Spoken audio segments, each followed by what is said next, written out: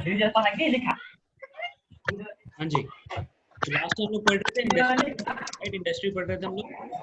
तो क्या होता है industry basically? What is an industry? Book है ना सब लोग के पास? हाँ भाई राहुल, बुक है ना तुम्हारे पास? No sir. Sir no sir, मेरे पास वो है सर, पीडीएफ है सर। मस्त मस्त, चलो बढ़िया। Yes sir. और किसी के पास बुक नहीं है? नहीं सर। नहीं है आपके पास, चलिए कोई बात नहीं, स्क्रीन पे डाल देते हैं, क्या टेंशन है।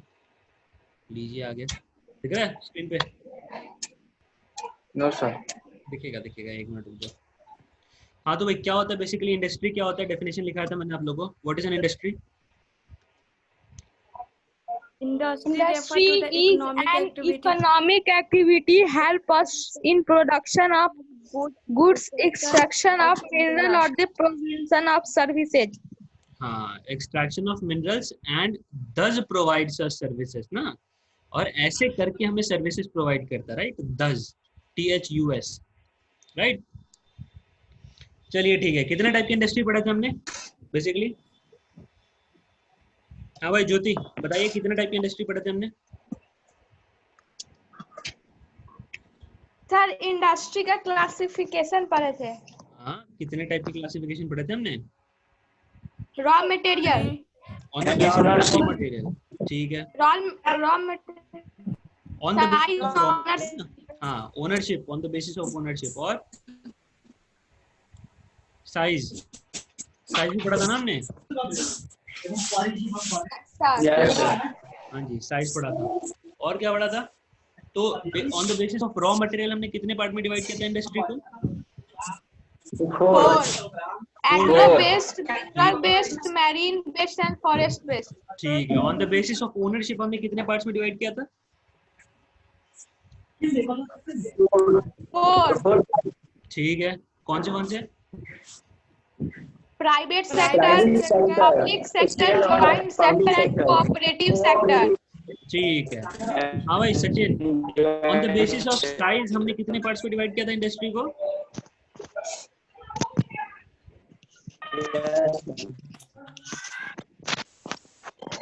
हाँ जी सचिन, चलो राहुल आप बता दो, on the basis of size हमने कितने पार्ट्स में डिवाइड किया था इंडस्ट्री को? Large scale and small scale. Large And small scale. Yes, large scale. Large scale industries. चलिए ठीक है, आगे बढ़ते हैं हम लोग। फैक्टर्स अफेक्टिंग इंडस्ट्री, कौन से फैक्टर्स से अफेक्ट करते थे, कौन बताएगा मुझे? चलिए अविनाश कुमार, कौन से फैक्टर्स थे जो इंडस्ट्री को अफेक्ट करते थे? ट्रांसपोर्ट, ठीक है, और transport, land, power, raw material, labour, capital, market. Okay, market है ना, तो एक इंडस्ट्री को इन सबके पास में रहना पड़ता है अगर आपको काम करना है।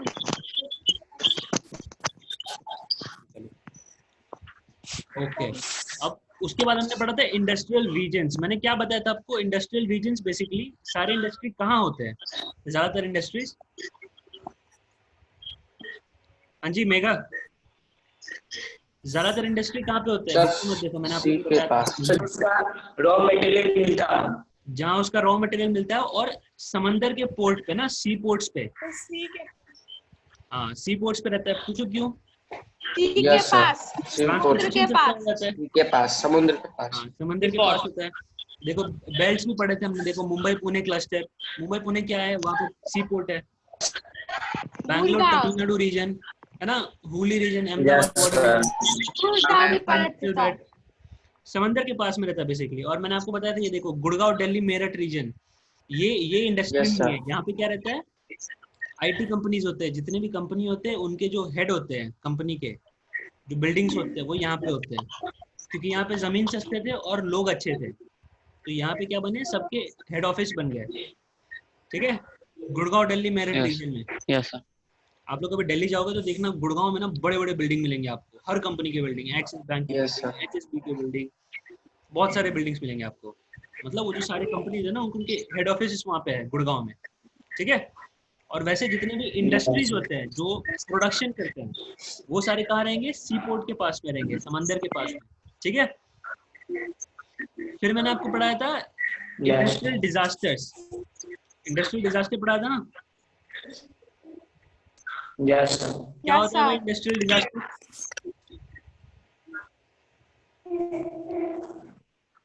हाँ जी, सर किसी टेक्निकल कारण या रिस्पॉन्सिबल के कारण कुछ एक्सीडेंट होता है जिससे बहुत नुकसान होता है, उसको कहते हैं डिजास्टर। किसी टेक्निकल कारण के कारण जो एक्सीडेंट होता है, कैटास्ट्रोफिक एक्सीडेंट, मतलब कि बहुत सारे लोग मर जाते हैं उसमें या फिर बहुत ज्यादा नुकसान पहुंचता है इंडस्ट्री को, तो उसे ये कहते हैं। मैंने लास्ट टाइम आप लोगों को मूवी भी बोली थी एक देखने के लिए, भोपाल रेन के ऊपर, देखा आप लोगों ने? नो सर नहीं देखा ना? No sir. कोई ना, सर परसों सर लेबनान में हुआ था सर। हाँ, कुछ दिन पहले लेबनान में हुआ ना, बेरूट में। यस सर बेरूट में, राइट? Yes sir. हाँ, तो वो भी क्या था, वो भी इंडस्ट्री ये था, एक्सप्लोजन था, वो भी इंडस्ट्रियल डिजास्टर ही था, है ना? गुड, चलिए बढ़िया है, आप लोग न्यूज़ भी देखते हो मतलब। चलिए ठीक है, आगे बढ़ते हैं। डिस्ट्रीब्यूशन ऑफ इंडस्ट्री, ठीक है। तो डिस्ट्रीब्यूशन Yes. कैसे रहेगा इंडस्ट्री का? किसी भी इंडस्ट्री का अगर आप डिस्ट्रीब्यूशन देखते हो तो कहाँ रहेगा डिस्ट्रीब्यूशन? बेसिकली रॉ मटेरियल के पास में, और जहाँ पे ट्रांसपोर्टेशन का हो। यस सर तो जो हैंडलूम इंडस्ट्रीज होते हैं, कपड़े वपड़े वाले, वो सब कहाँ रहते हैं? बांग्लादेश, चाइना, श्रीलंका, इंडिया, पाकिस्तान, जो भी रसिया। हाँ साउथ नहीं, रशिया में बेसिकली ये नहीं होता। जो भी कपड़े स्मॉल जापान। मैन्युफैक्चरिंग होते हैं, कपड़े टेक्सटाइल इंडस्ट्री हो गए, छोटे मोटे पार्ट्स की इंडस्ट्री हो गए, वो सब कहाँ रहेंगे? ये सारे पार्ट्स में रहेंगे, ठीक है। टेक्सटाइल इंडस्ट्री कहाँ रहेगा? India, Hong Kong, south Korea, Japan, Taiwan, इसमें और ऐड कर दो श्रीलंका, पाकिस्तान, बांग्लादेश। जूट पता है आप लोगों को? Jute, yes sir. हाँ, सर बिहार में भी मिलता है। अरे जूट, जूट कपड़े का ये होता है। हाँ वही यस वाला। सर, बिहार में भी होता है। पता है दुनिया में सबसे लीडिंग प्रोड्यूसर कौन है जूट का? वो कंट्री इंडिया। अकेला जितना जूट बना देता है उतना पूरा दुनिया मिलके नहीं बना पाता है। पता है किसी को? इंडिया। ना, इंडिया नहीं, पता इंडिया नहीं। बांग्लादेश,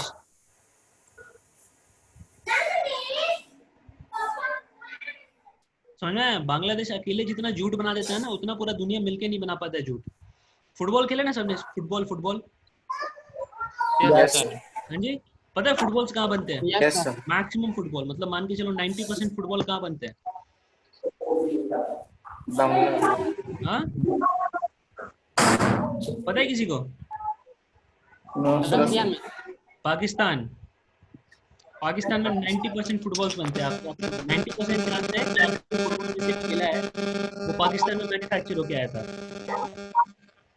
कपड़े पहनते हो ना, कपड़े, ये देखो ये सारे कपड़े कॉटन के हो गए, छोटे मोटे कपड़े हो गए, यस सर तो वो चाइना में बनेगा नहीं तो श्रीलंका में बनेगा। जूते पहनते हो मेजर कंपनी के, Adidas, Nike, Reebok, most of the जूते या तो श्रीलंका में बनेंगे नहीं तो, सॉरी, साउथ इंडिया में बनेगा नहीं तो फिलीपींस में बनेगा।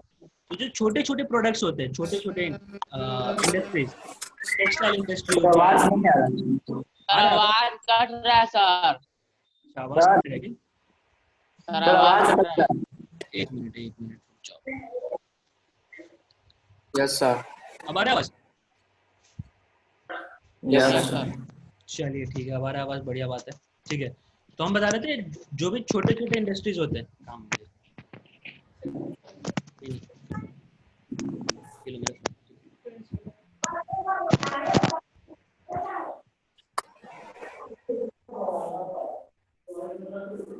हाँ जी।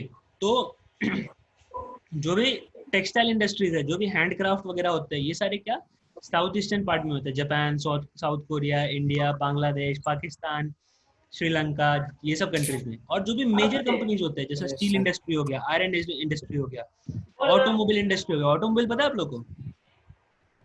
तो क्या ऑटोमोबाइल, ऑटोमोबाइल जो कार होते हैं ना, car, no sir car, yes sir गाड़ी में चढ़े ना सब लोग, यस सर गाड़ी की इंडस्ट्री को ऑटोमोबाइल इंडस्ट्री बोलते हैं, ऑटोमोबाइल, ठीक है। Yes sir. जो भी मेजर मेजर कंपनीज हो गए, कार की कंपनी हो गई, ये सारे कहाँ रहते हैं? जर्मनी में रहेगा, यूएसए में रहेगा, यूएसए, चाइना, रसिया, sir. जापान। हाँ, चाइना में रहेगा, रशिया में नहीं होगा, रशिया में उनका खुद का ब्रांड है, वो अलग बात है। जापान में है कार की इंडस्ट्रीज बहुत सारे, टोयोटा कंपनी पता ना, टोयोटा जापानीज कंपनी है, Yes, Mercedes, sir, Toyota. BMW, ये सारे कौन से हैं? सारे जर्मन कंपनी है, ठीक है। तो Yes. जो भी मतलब आप लोग को बड़े बड़े इंडस्ट्रीज होंगे जहाँ पे बहुत ज्यादा एरिया चाहिए, बहुत ज्यादा मेहनत चाहिए, वो सारा क्या रहेगा, रॉ मटेरियल के पास में रहेगा। अब जर्मनी में इतने सारे स्टील इंडस्ट्रीज है क्योंकि वहाँ पे आयरन ओर बहुत ज्यादा है। जमीन को आप खोदोगे तो वहाँ से ज्यादातर चांसेस है कि लोहा निकलेगा, आयरन का ओर निकलेगा। तो आयरन ओर को वो लोग फर्दर प्रोसेस करके क्या करते हैं, स्टील बना देते हैं, कभी कुछ बना देते हैं, कभी कुछ बना देते हैं। इसलिए वहाँ पे क्या, ये सारे जो इंडस्ट्रीज है वो ब्लूम करते हैं, ये सारे इंडस्ट्रीज ज्यादा है वहाँ पे, ठीक है। और जो साउथ एशियन कंट्रीज है जैसे इंडिया, चाइना, बांग्लादेश, श्रीलंका, यहाँ पे क्या है, लेबर बहुत सस्ता है ना। इंडिया में लेबर बहुत Yes, सस्ता है sir. ना। सर किसी का साउंड बहुत आ रहा है, हाँ सर जी, किसी के बैकग्राउंड में बहुत साउंड आ रहा है किसका आवाज आ रहा है भैया? Sir, sound sir. अच्छा कोई बात नहीं, सब लोग चुप हो जाओ, मैं ढूंढता हूँ।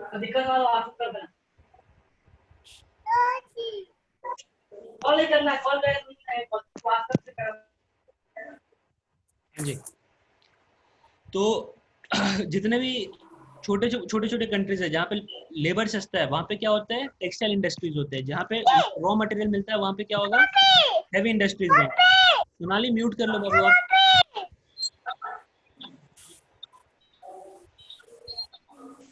हाँ जी, तो फिर हम आते हैं आयरन एंड स्टील इंडस्ट्री पे। आयरन और स्टील इंडस्ट्री जैसा कि मैंने आप लोगों को बताया कौन से बड़े बड़े कंट्री में रहेंगे। इंडिया में भी है बहुत सारे आयरन एंड स्टील इंडस्ट्री, बाकी जर्मनी में, यूएसए में, कोई यूरोपियन कंट्री में, ऐसी ऐसी कंट्रीज में रहते हैं, ठीक है। चाइना में रहेगा, जापान में रहेगा, रशिया में रहेगा, जहाँ पे रॉ मटेरियल उन लोग का मिल जाता है, ठीक है। अब आयरन और स्टील इंडस्ट्री से क्या क्या निकलता है भाई बताओ। आयरन और स्टील इंडस्ट्री से क्या निकलेगा, कौन बताएगा मुझे? हाँ भाई सचिन। Iron ore. आयरन और आयरन ओर। आयरन ओर से बनेगा ना पूरा, लेकिन क्या क्या मैन्युफैक्चर कर देगा आयरन और स्टील इंडस्ट्री? क्या क्या चीज मैन्युफैक्चर कर सकता है बताइए। व्हीकल्स। व्हीकल्स बना सकता है, गुड, ठीक है। अब तो वैसे ज्यादातर व्हीकल्स कार्बन फाइबर से बनते हैं, बट चलिए व्हीकल बनाएगा। Building material. बिल्डिंग मटेरियल्स बनाएगा, गुड गुड गुड। और क्या बनाएगा? लोहे का और क्या क्या आपके आसपास में देखो, बर्तन वर्तन बनते हैं, है ना। Yes. और क्या बनते हैं? Railway coaches. हाँ, रेलवे कोचेस बनते हैं, ठीक है। तो ये सारे इंडस्ट्रीज में क्या चाहिए, इन्वेस्टमेंट बहुत चाहिए, ठीक है। आयरन इंडस्ट्री में, आयरन स्टील इंडस्ट्री में क्या होता है, इन्वेस्टमेंट बहुत होता है, क्योंकि जो उसका इंफ्रास्ट्रक्चर होता है इंडस्ट्री का बहुत बड़ा होता है। उसमें मैन पावर बहुत चाहिए, लेबर बहुत चाहिए, ठीक है। उसमें और क्या चाहिए, उसमें रॉ मटेरियल चाहिए पास में, ताकि ट्रांसपोर्टेशन Yes, का sir. कॉस्ट कम हो जाए, है ना। और क्या चाहिए, Yes, उसमें sir. आयरन ओर चाहिए, कोल चाहिए, कोल। आयरन ओर को पिघलाने के लिए कोल चाहिए होता है, ठीक है। लाइमस्टोन चाहिए उसमें। लाइमस्टोन पता है आप लोगों को क्या होता है? No, sir. Limestone basically mix करते हैं हम लोग आयरन में, जिस तब स्टील बनता है, ठीक है। ये भी एक टाइप का ओर ही होता है, ये भी एक टाइप का मटेरियल होता है जिसको हम लोग मिक्स करते हैं तो स्टील बनता है, ठीक है। और अलोंग विथ लेबर कैपिटल, बहुत सारा लेबर भी चाहिए और इंफ्रास्ट्रक्चर चाहिए। क्या क्या चाहिए, कोल चाहिए, आयरन ओर चाहिए, लाइमस्टोन चाहिए, लेबर चाहिए और इंफ्रास्ट्रक्चर चाहिए, ठीक है। यस। ये सब मिला के क्या बनेगा, देखो अब ये बनो। अब देखो, एक थोड़ा सा स्टील बनाने के लिए, 1 टन ऑफ स्टील बनाने के लिए आपको लगेगा 8 टन ऑफ कोल, 8 टन कोयला, 4 टन ऑफ आयरन ओर और 1 टन ऑफ लाइमस्टोन। सोच रहे हो आपको 1 टन स्टील बनाने के लिए 8 टन कोयला चाहिए। 8 टन कोयला जब जलेगा तो 4 टन आयरन का ओर पिघलेगा और 1 टन लाइमस्टोन बनेगा, और फिर जाके मिलके ये लोग 1 टन स्टील बना पाएगा। तो स्टील बिट ऑब्वियस महंगा रहेगा, थोड़ा महंगा ही रहता है ना steel. Yes, sir. Yes sir. हाँ, तो एक बेसिकली एक आयरन इंडस्ट्री में इतना सब कुछ आइटम चाहिए होता है, इसलिए जो इंडस्ट्रीज होते हैं उसमें बहुत ज्यादा पैसा लगता है। मतलब जो अमीर लोग रहते हैं वही Yes, इंडस्ट्री sir. डाल पाते हैं, बाकी लोग नहीं डाल पाते हैं, ठीक है। ओके, अब इसमें क्या चाहिए, आयरन और Yes, भी sir. छोटे छोटे मटेरियल्स चाहिए होते हैं। सिर्फ इतने से नहीं बन जाता है कि हाँ आप आयरन को लाइमस्टोन में मिलाओ और स्टील बन जाएगा, ऐसा नहीं होता है। उसमें आपको कॉपर, Yes, निकल, sir. एल्यूमिनियम, बहुत सारे अलग अलग चीजें डालनी पड़ती है, तब जाके स्टील बनती है, ठीक है। अच्छा, हम लोग स्टील स्टील इतना क्यों करते हैं, ज्यादा स्टील क्यों बनाते हैं हम, लोहा सीधा यूज क्यों नहीं कर लेते, पता है किसी को? तो लोहा हैवी सर होता है, हैवी होता है, सर हैवी होता है। अगर लोहा तो हैवी उससे होता है। जंग लग सकता है, हाँ जी, उससे जंग जंग लग लग सकता सकता है। है। ठीक है, और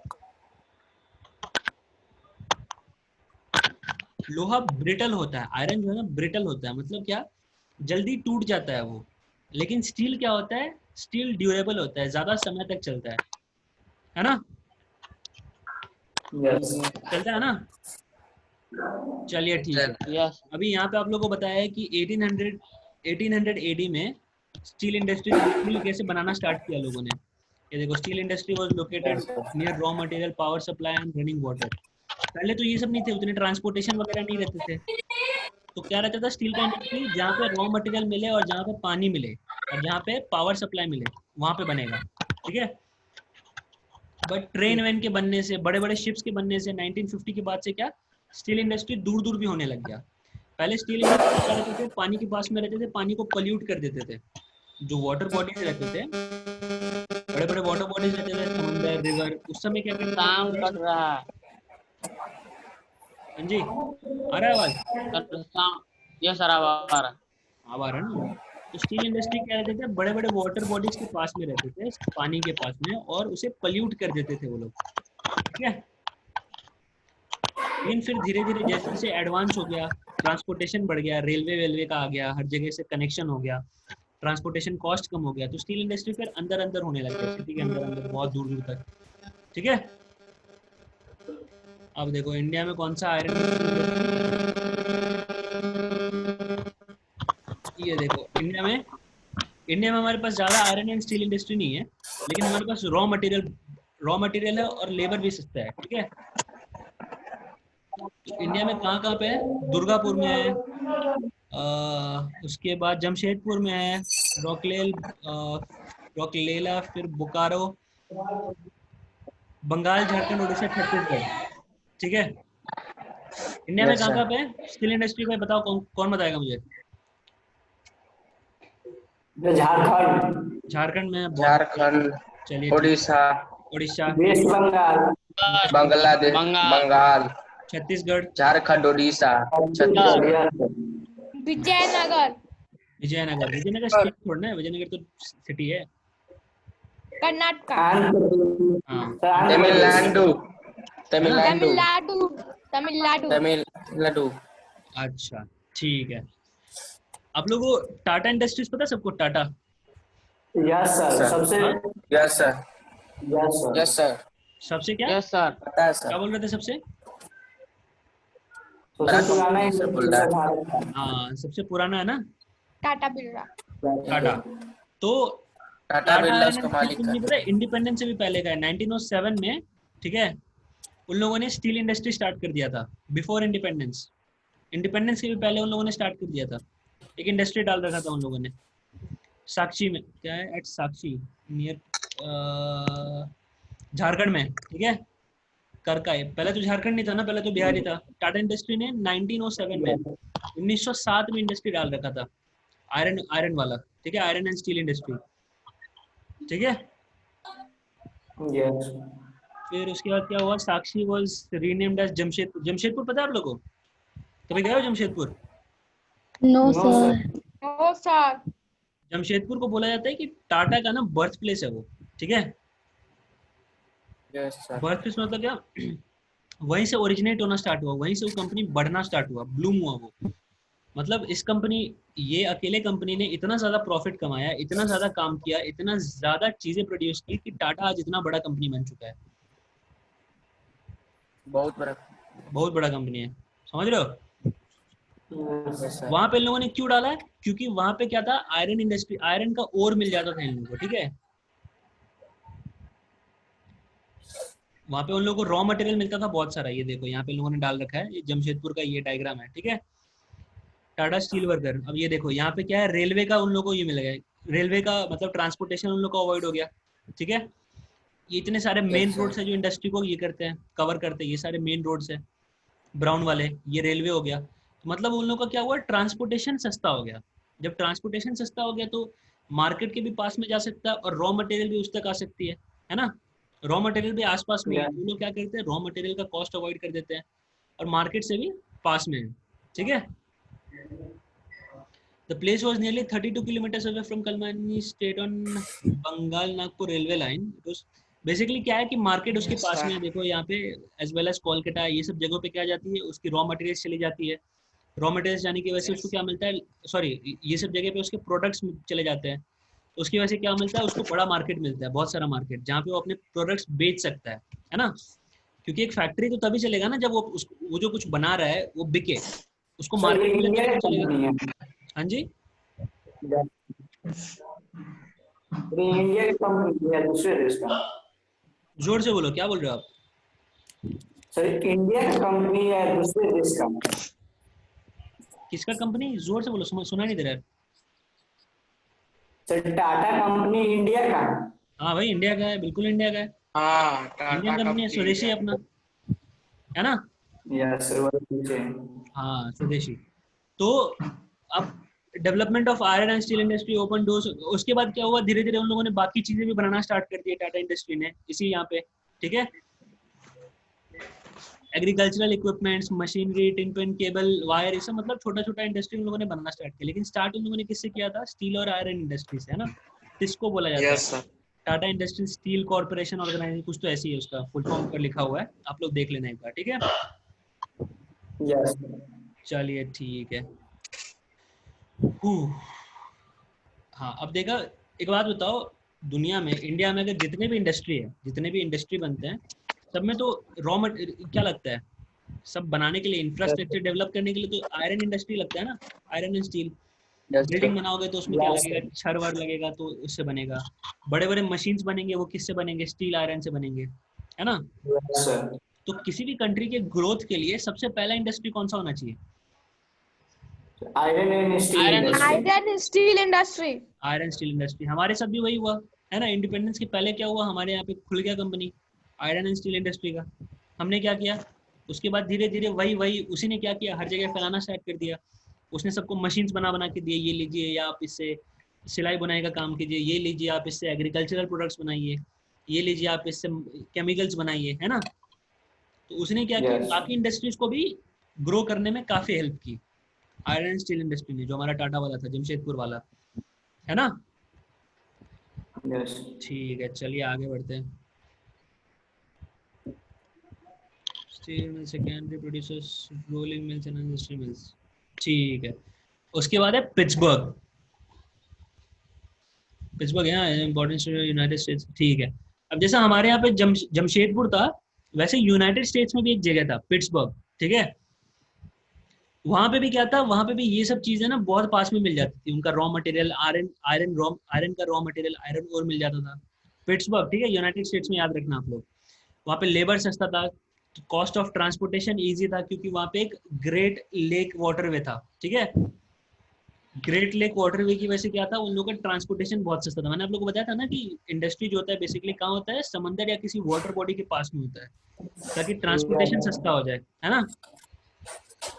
वहाँ पे ट्रेन्स भी बहुत सारे थे, ये देखो ये प्लेसेस है, ओहायो, मिनीसोटा, ठीक है, मिनीसोटा, ये सारे जगह के नाम है। अब ये सारे जगह उनको, जैसा हमारे यहाँ पे कोलकाता था और आसपास में वेस्ट बंगाल है, जैसा हम लोग को जमशेदपुर से हम लोग को मार्केट मिल जाता था ना, जमशेदपुर से जहाँ पे हमारे सारे प्रोडक्ट्स मिल जाते थे, वैसे ही उन लोग के लिए भी था। ओहायो, ये सब जगह पे उन लोग का क्या हुआ, प्रोडक्ट्स बिकने स्टार्ट हुए, और उनके पास वाटर सप्लाई भी था। अच्छा एक बात बताओ, इतना तो हमने पढ़ लिया कि रॉ मटेरियल चाहिए, चीप लेबर चाहिए, और क्या क्या चाहिए, कोल चाहिए, लाइमस्टोन चाहिए, लेकिन हमने पानी तो पढ़ा ही नहीं। इंडस्ट्री में पानी भी तो लगता है बहुत ज्यादा, किसी भी इंडस्ट्री में पानी भी तो बहुत लगता है, मशीन्स को कूल डाउन करने के लिए, साफ सफाई करने के लिए, प्रोडक्ट बनाने के लिए उसमें पानी लगता है ना। Yes sir. तो जैसा कि मैंने पहले बोला था, कोई भी इंडस्ट्री बनाने से पहले क्या ढूंढा जाता है, उसके पास में एक वाटर रिसोर्स, है ना। कोई एक रिवर नहीं तो लेक नहीं तो कुछ ना कुछ चाहिए, जहाँ से वो अपना पानी ले, पानी यूज करे और पानी वापस छोड़े। पानी वापस छोड़ेगा। अब पहले क्या था, 1950 से पहले, ठीक है, 19th सेंचुरी को इंडस्ट्रियल सेंचुरी बोला जाता है, क्योंकि इस सेंचुरी में क्या हुआ, बहुत सारे बड़े बड़े इंडस्ट्रीज बन गए, ठीक है। बेसिकली स्टार्ट ब्रिटेन से हुआ। उसमें क्या हुआ कि 19th सेंचुरी से पहले ना छोटे छोटे इंडस्ट्रीज रहते थे, घर में कोई हो गया, कोई अगल बगल हो गया, कोई गवर्नमेंट रन इंडस्ट्री हो गया, मतलब काफी कम थे। लेकिन 19th सेंचुरी के बाद क्या हुआ, 19 सेंचुरी के बाद बहुत सारे इंडस्ट्रीज बनने लगे, मतलब बहुत ही सारे, ठीक है। हर जगह सिर्फ इंडस्ट्री खुलने लगे। तो उन लोगों ने क्या किया, स्टार्टिंग में उन लोगों ने ध्यान ही नहीं दिया। उन लोगों ने क्या किया, पानी से लिया, पानी वापस छोड़ दिया, रिवर पल्यूट हो गया, लेक पल्यूट हो गया, सी पल्यूट हो गया, लोग मरने लग गए उसकी वजह से। तो लेट 90s में, मतलब 1970 1980 में ना, लोगों का दिमाग चमका, दिमाग की बत्ती जली उनकी, सबने मेंटोस खाया, ठीक है। और फिर क्या हुआ, फिर उन लोगों ने सोचा कि यार अभी रिवर पल्यूट कर देंगे, सब कुछ हो जाएगा, तो लोग पानी कहाँ से पियेंगे, लोग अपना काम कहाँ से करेंगे। तो उन लोगों ने फिर धीरे धीरे पॉलिसीज लाने स्टार्ट कर दिए कि देखिए, आपको अगर आप इंडस्ट्री में इतना पानी ले रहे हो और इतना पानी छोड़ रहे हो, तो ये जो पानी छोड़ रहे हो उसकी आपकी टॉक्सिसिटी मेंटेन करनी पड़ेगी। टॉक्सिसिटी मतलब क्या, कि वो पानी कितना जहरीला है, ठीक है। कोई भी पानी जो है उसको आपको वापस फिल्टर करना पड़ेगा और फिर वापस छोड़ना पड़ेगा। नहीं तो कोई ना कोई जुगाड़ लगाइए जिससे जो पानी हो, जो आप वापस छोड़ रहे हो, जो भी वेस्ट मटेरियल इंडस्ट्री से वापस आप रिवर में छोड़ रहे हो या फिर समंदर में छोड़ रहे हो, वो चीज़ें क्या हो, जहरीली ना हो, ठीक है। तो वो सारी चीज़ों को आपको प्रोसेस करना पड़ेगा, वो सारी चीज़ों को आपको फिल्टर करना पड़ेगा, ठीक है जी। यस समझ में आया सबको। तो स्टार्टिंग जियोग्राफी का बुक का नाम पूरा। ज्योग्राफी के बुक का नाम क्या है जी? चलो कोई बात नहीं। तो पिट्सबर्ग समझ में आया आपको, जैसा हमारे यहाँ पे जमशेदपुर था वैसे ही वहाँ पे क्या हुआ, एक आयरन एंड स्टील इंडस्ट्री खुली पिट्सबर्ग में, ठीक है। वो उसके पास में थी, ग्रेट लेकवे के पास में थी, ओहायो में, ओहायो से उसका मार्केट प्लेस भी था, ठीक है। उसके बाद खुलते गया धीरे धीरे, उसने भी काफ़ी हेल्प की। और स्टील इंडस्ट्री बाकी कंपनीज को उन्होंने हेल्प किया, जैसे हमारे यहाँ पे सेम वैसे ही है, आप लोग इसको पढ़ लेना, ऐसा जिसमें कुछ है नहीं। They use their raw material to make very different industries. चलिए ठीक है, आयरन एंड स्टील इंडस्ट्री सबको समझ में आया। यस अब आते हैं कॉटन टेक्सटाइल इंडस्ट्री पर, ठीक है।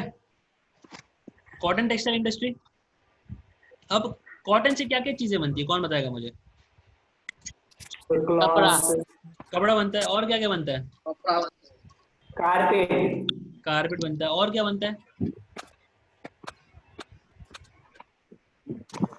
जी, कपड़े बनते हैं, कारपेट, बेडशीट वगैरह, मतलब जो भी आप देखते हो, कर्टन्स हो गए, पर्दे वर्दे, ये सब ना छोटे छोटे आइटम्स बनते रहते हैं। अब पहले क्या थे, पहले लोग ना कॉटन पे और सिल्क विल्क पे मतलब ज्यादा रिलाई करते थे ना, कॉटन, सिल्क, जूट, फ्लैक्स, ये सब नेचुरल है।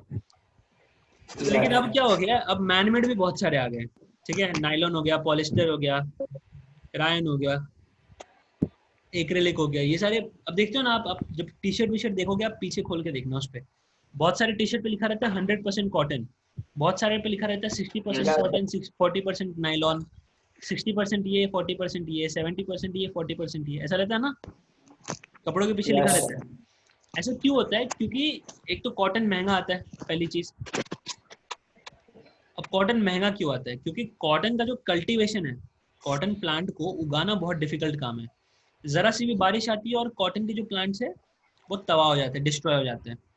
आप लोगों ने न्यूज में देखा है, महाराष्ट्र, बेसिकली कॉटन महाराष्ट्र में होता है, महाराष्ट्र के बहुत सारे फार्मर्स ने सुसाइड कर लिया। न्यूज देखा है किसी ने? देखते हैं सर, पर सुने नहीं।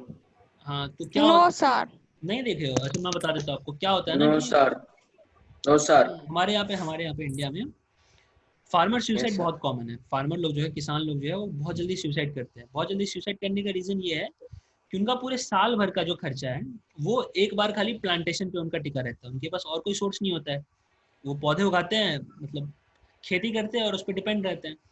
अब कॉटन के जो प्लांट्स होते हैं वो बहुत जल्दी डिस्ट्रॉय हो जाते हैं, मतलब उनको पूरा सूखा चाहिए। अगर जरा सा भी पानी आ गया, कॉटन क्या होता है, ऐसा फूटता है, जब वो फूटता है ना, और जब अंदर से कॉटन निकलता है, उस टाइम पे 10 दिन के अंदर में, 10 दिन का जो पूरा पीरियड रहता है, उसमें जरा सा भी पानी आ गया, जरा सा भी बारिश, 2-4 बूंद बारिश भी टपका ना, तो पूरा वो जो फील्ड होता है वो तबाह हो जाता है।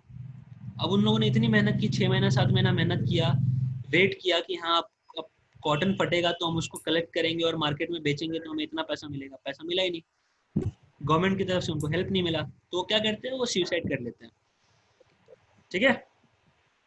हमारे यहाँ पे बेसिकली जो कॉटन के फार्मर्स है ना, वो लोग मतलब काफी डेंजरस जोन में खेलते हैं वो लोग, उन लोगों को बहुत मेहनत करनी पड़ती है।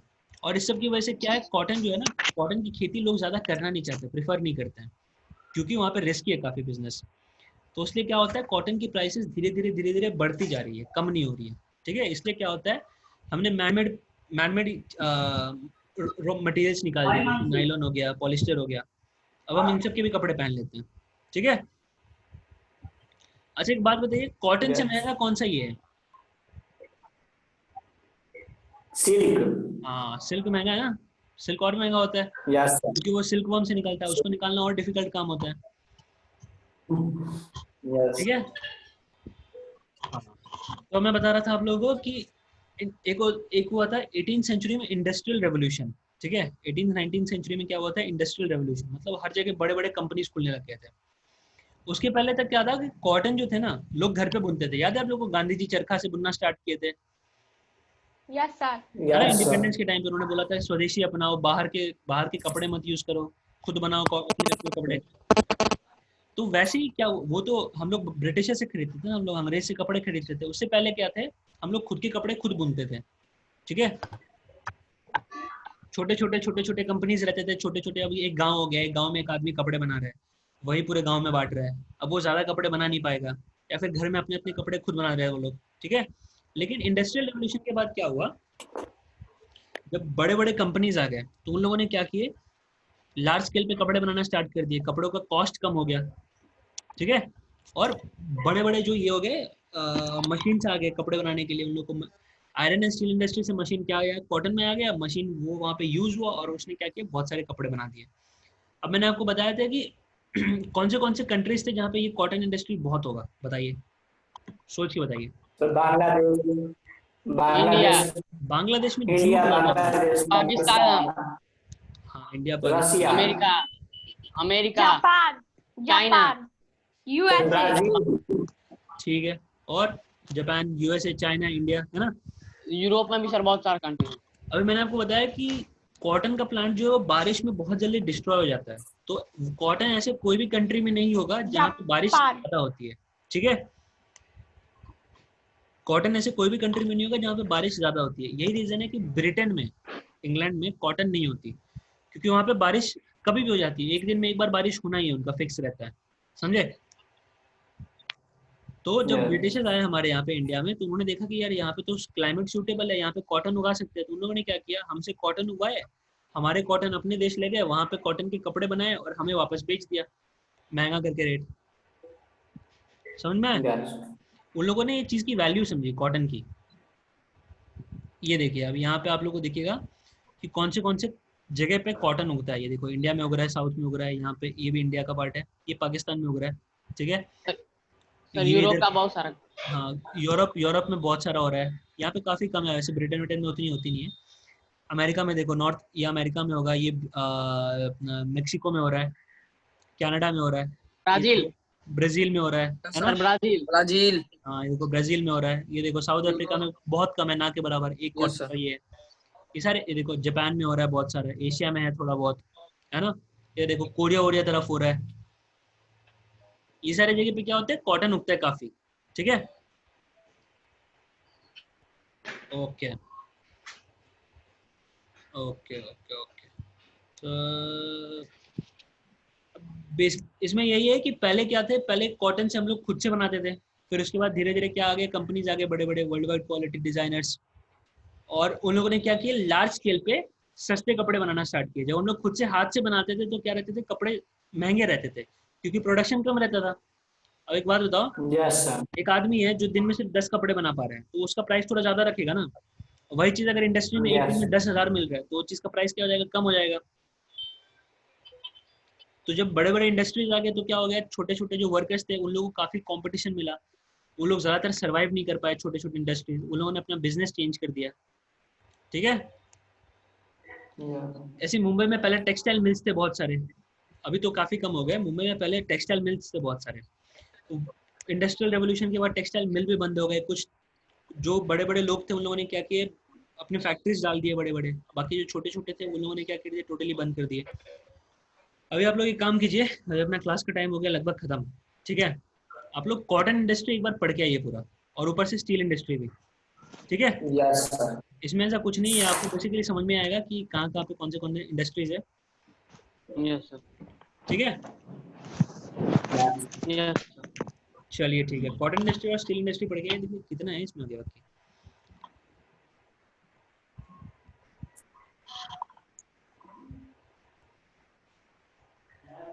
हाँ कॉटन इंडस्ट्री यहाँ तक है, उसका आईटी है। चलिए ठीक है, कॉटन इंडस्ट्री तक पढ़ के आइए, ठीक है। Yes sir. चलिए ठीक है, नेक्स्ट क्लास में मिलते हैं, बाय। बाय। Bye sir.